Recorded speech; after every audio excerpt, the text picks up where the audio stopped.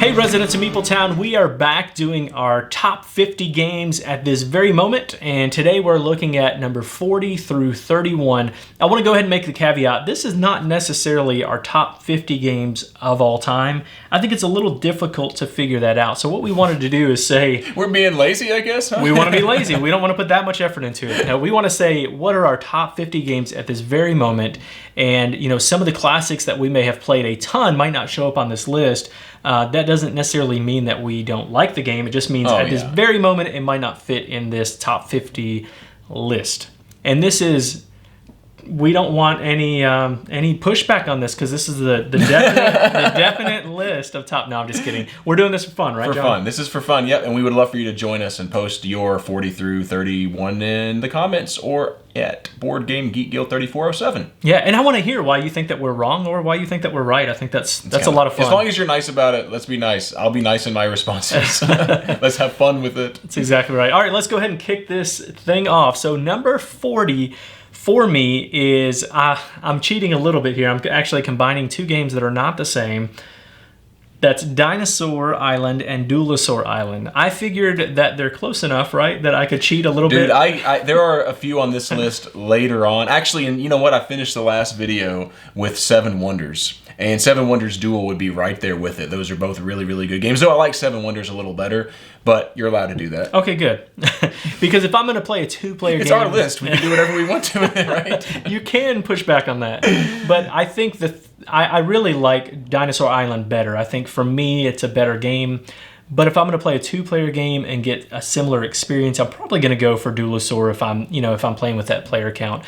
But this is I want to say it's a worker placement, but it has lots of different aspects. It actually has, in the main game of Dinosaur Island, there's dice drafting, there's worker placement, and then another worker placement round. Like there's lots of cool things going on in this game, and I just think it's fun where you're just building up dinosaur parks in both of these games. A lot of fun. I enjoy it. It's Dinosaur and Duelosaur Island. Yep, I really like Dinosaur Island in particular, and I will eat my words a little bit for, I think, several videos. Actually, one of our first videos. That's right. Yeah. I said that I like Duelosaur Island better. I have played Duelosaur Island multiple times since then and retract that statement. I believe that Dinosaur Island is the superior game. We are also able to change our minds, as you'll see on this list. That's right.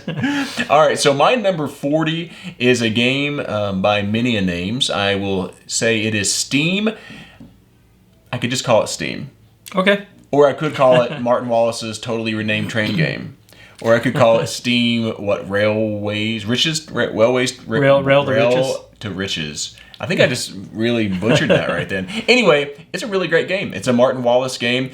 In it, you are building tracks all over the board, but the interesting piece to this is it's kind of puzzly in nature. Like you're building your tracks and you're trying to deliver goods from one city to another city, yet if you have to use someone else's track, which you can to deliver goods, they're going to score for that. So you're trying to position your tracks not only to move goods around, but but definitely to where other people have to use your tracks in order for them to deliver goods so that you can score that way. So I just think it's a really fun game. I really like Steam. I want to check this out. At first glance, it seems like it might not be my style, but I still want to try it out. I've played the app and I enjoy it, but I'm kicking myself for not backing it, the new version of it. All right, so we are at number 39, and I'm going to cheat again because it's my list. I'm going to say Clank and Clank in Space. This is Clank, a deck building adventure, and then Clank in Space. It's deck building with a board, so you're moving around the board, picking up treasures, and then getting out of dodge, getting out before anyone else does, and also try not to get killed by a dragon. And then take that and also set it in like an Alien, the movie setting, and that is Clank in Space. They're similar enough. I think a lot of people tend to like Space better. I like Clank, the original, just a little bit better, only because of theme. I don't know if it probably is a little bit better of a game, Clank in Space, but both of them are so close. I just put them together. I would like to comment on that, but I've never played either one of them, though I would quite like to.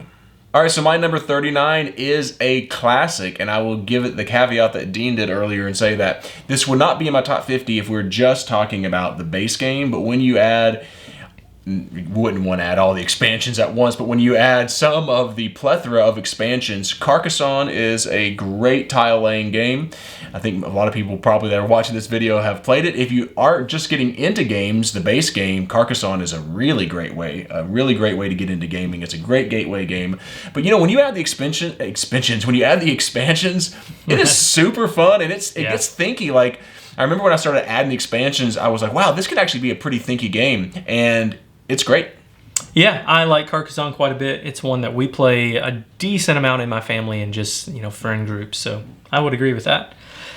All right, I'm going to go at my number 38, a game that I quite enjoy, but a lot of my friends don't really like this game, and so it's a little bit lower on this list. So you sit by yourself alone playing it? Except you can't play this game by yourself. That's Cosmic Encounter, which plays really great with a 5, 6, 7 range. You can play with the expansion. I think you can play up with 8, but somewhere in that range it's a lot of fun. It's a negotiation style game where you are drawing a card that will decide which person that you are going to be attacking. Then you're recruiting people to be on your side. They're recruiting people to be on their side.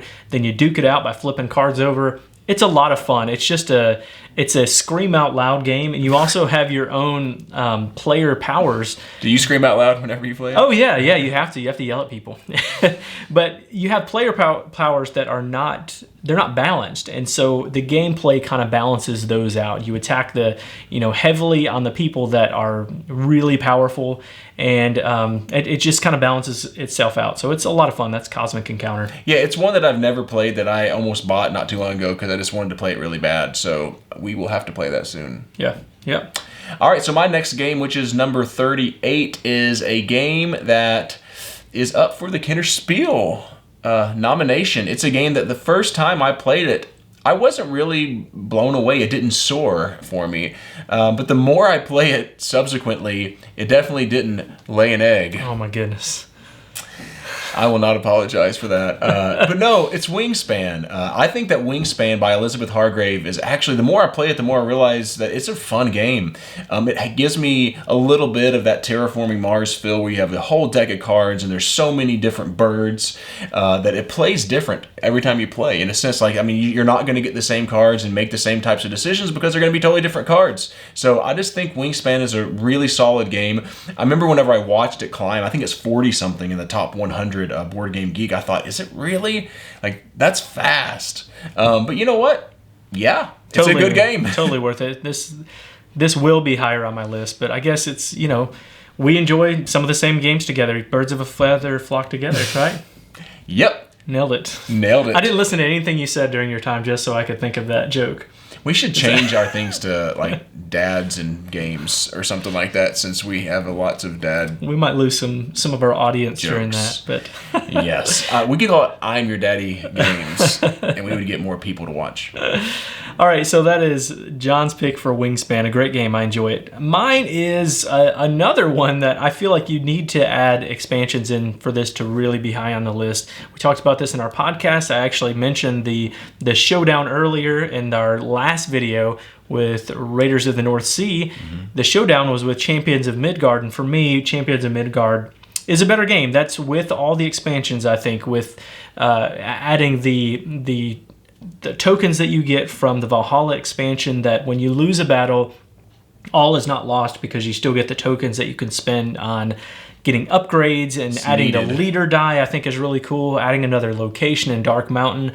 I love this game. I love the threat of not rolling the dice well, which I've done very well and lost the game because of poor rolls, but also because of my pride and not giving up on the rolls and keep battling and battling and battling. I love it when he does that, and it causes me to win.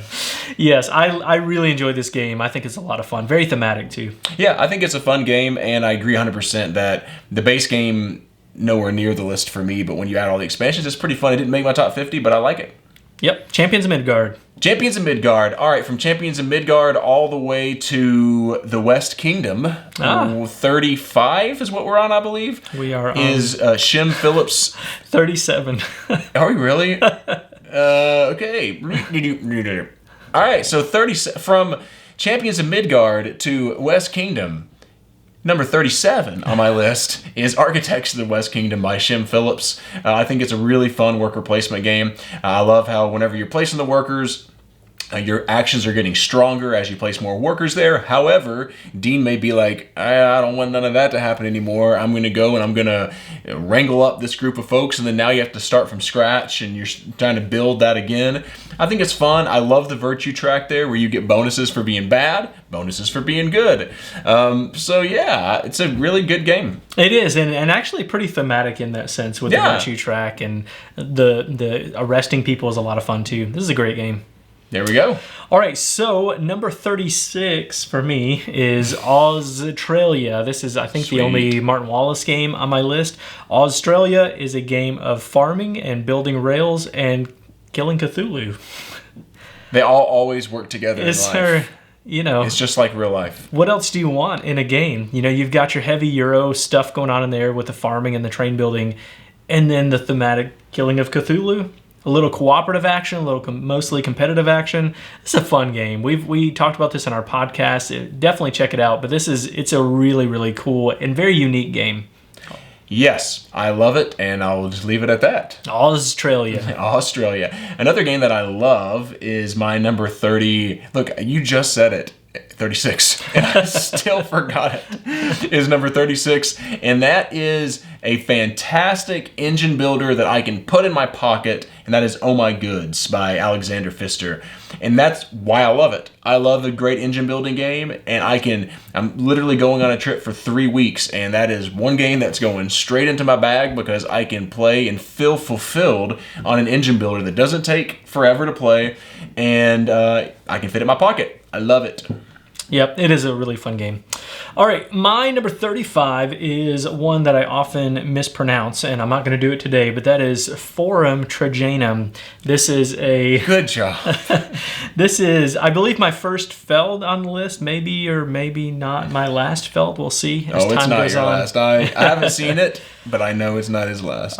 Forum Trajanum, point salady goodness, so where you are just taking different actions based on these tiles that you pick from the board, and then taking the action based on whatever that tile is, and it's a lot of fun. I really enjoy this one a lot. It's one that caught me by surprise. I thought it might be a little too heavy for my taste, but it's not at all. It's not really. It's not. Yeah, my wife and I really love that game, and I'll leave it at that, I guess. It's a great game. Again, I'll leave it at that. Forum Trajanum. All right, so my number 35 is one that was already on Dean's list, so we're finally hitting some of these, and that is Village. I think Village is a blast. I love, picking which cube to do which action. It is on the board, and the fact that I don't love the fact that your family members or whatever die, but I love the decisions that you have to make whenever they are going to pass away, and you're like, oh, I've got them in this spot, and now I'm not going to have someone there now. I just think it's really fun, classic style Euro, very good game. Totally agree. I've already spoken my piece about that one. That's right. All right, how about my number 34 from the same artist as Village, and that is Die Tavernen in Tiefenthal. That is, it's a German-only game at this very moment, but it's going to be coming to the U.S. by North Star Games, and I believe, if I remember right, this is the Tavern of the Deep Valley, I think is what this is. It's a great game, is what it is. The only one I've heard tell me what it is you. So yes. I'm just going with you. It have nothing to do with the tavern, or, of course, the game does, but that could be a total mistranslation, and I would have no idea, and I would tell everyone. It does. A pub theme, medieval setting. I'm going to check this game out. So in this game, you are building a deck, and you're flipping cards over that will determine the action spaces that you're going to be able to take, and or other things along with that. But essentially, that's the basis of it. They give you action spaces. Then you're going to draft dice, place those on your board, take the actions. The game is a lot of fun. The base game is a lot of fun, but in the box you also get several modules that really, really crank it up a notch. And I actually have not played all the modules in the box, but I have a feeling that as I play this more and add all of the modules, that I'm probably going to be moving this game up. I just really enjoy it that much. Yep, absolutely. So, with that said, I'm going to again speak of a game. I think that I'm about to do 3 games in a row, Dean, that you've already had on your list. Excellent. All right, I'm just going to I just love them more. Number 34 for me is Yokohama. It is my favorite. Yes, my favorite pick up and deliver game. I really like Hisashi games, and I think that it does a great job of being a fantastic pick up and deliver game. Just simple, straightforward. I like it. How about another straightforward pick up and deliver game from Dean Dunning's list? How about that? Boom, boom. Just like that. Rat-a-tat. My number 33 is one that actually gets compared to Yokohama a lot, and that is Istanbul.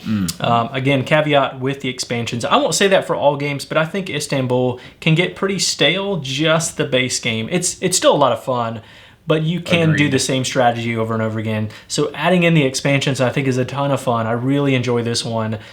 I don't have much else to say. It's just fun. We talked about it on the podcast a while back. Yep, I like Istanbul, but I like Yokohama better, so Yokohama made the list over Istanbul. All right, so my number 34, 3, take it. Nailed it. Trying to help you out. I was trying to keep that off camera, but I did. I don't know. Trying to be stealth about it. Hey, 33. Is Die Taverns of Tiefenthal. Nailed it. Yeah, the Tavern of the Deep Valley, if that's accurate. Man, Dean and I played this not too long ago, several weeks ago, as we got our first play of this game in, and I agree with him 100% that I really enjoyed it. If it was just the base without the modules, it would not be on this list probably, but when you start adding the modules, it adds a level of complexity that is fantastic.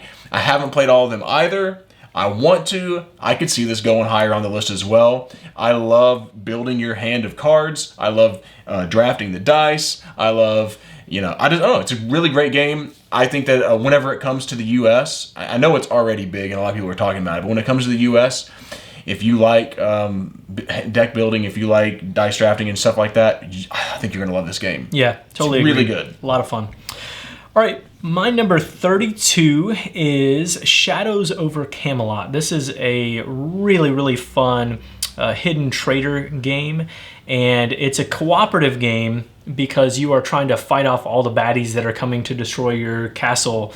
So you're working together to make sure that that doesn't happen, but on the flip side, you might have a betrayer in your ranks somewhere. And so there's this constant fear factor of this game of, is Jon the traitor? Is this guy the traitor? Who is not really pulling their weight in this game? And I just think that is a blast. I love this game. It's one of those games like Western Legends and stuff for me where it's all about the people you play with. That's exactly right. And if you don't have the right group, it's not really fun. If you have the right group, it's a blast. Yep. I've said this before on the podcast, but whenever we remember playing with this dude who we all thought was a traitor almost the entire game, and the guy was just being genuine and helping us out, but it was just his demeanor, and we were all like, dude is a traitor. Yep. And he totally wasn't, and it was a really fun game. Completely honest and by far the most helpful person in the game, but that made him a traitor in our minds. We booed him the entire game. Yeah, that was fun. What's your angle, man? Why are you so serious? Why are you so helpful? You're a little too helpful. Fun game. Oh my goodness. All right, so my number, I'm going to get this right, 32, is a game by Daniele Tessini, and that is a very fun game, Teotihuacan. And I know you're going to say Teotihuacan. That's just the way I'm going to pronounce it. In Teotihuacan, I'm just changing it up, man. Might as well change it up. You have these dice, and you're moving them around the board, and there's just a lot of different decisions that are being made, whether you want to put dice on and where other people are doing, and you're doing actions based on where you're putting the dice. You're building this pyramid, which is really, really cool in the center, and a lot of points are being scored, and a lot of fun is to be had. I really like it. I want to play it even more, as I don't think I'm great at it, and there's a lot of strategy to be delved into, so there you go. Teotihuacan. There we go. All right. Not on my list, but I get it. I get why people like this one so much. Dean does not like it much at all, huh? It's not on my list. All right, so not all games are for all people. That's 100% accurate. There's the lesson to be learned in this. Most people will disagree with me on that, I think. When you edit this, can you put the 90s music in the background and you say there's a lesson to be learned? All right, so my number 31 is very similar to Shadows over Camelot, but just gets the edge.